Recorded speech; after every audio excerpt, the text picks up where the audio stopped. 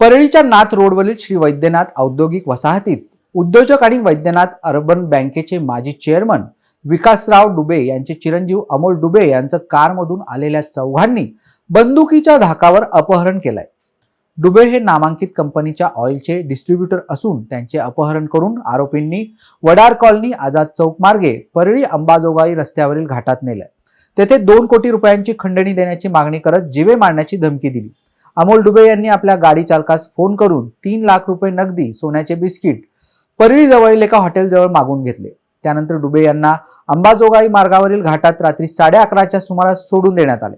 डुबे यांनी तातडीने परळी शहर पोलीस ठाण्यात तक्रार दिली असून पोलिसांनी आरोपींना ताब्यात घेतल्याची माहिती समोर येते। व्यापारी अमोल विकासराव डुबे वय वर्ष 42 राहणार टेलर लाईन परळी यांना काल रात्री 9 ते 11:30च्या दरम्यान परळी येथील औद्योगिक वसाहतीतून त्यांच्या गाडीला समोर एक स्विफ्ट डिझायर आडवी लावून त्यांना 5 अनोळखी लोकांनी त्यांना आपल्यासोबत घेतलं आणि परळी ते अंबाजोगाई जाणाऱ्या घाटामध्ये त्यांना त्या ठिकाणी घेऊन जाऊन एक 2 कोटीची खंडणी मागितली होती।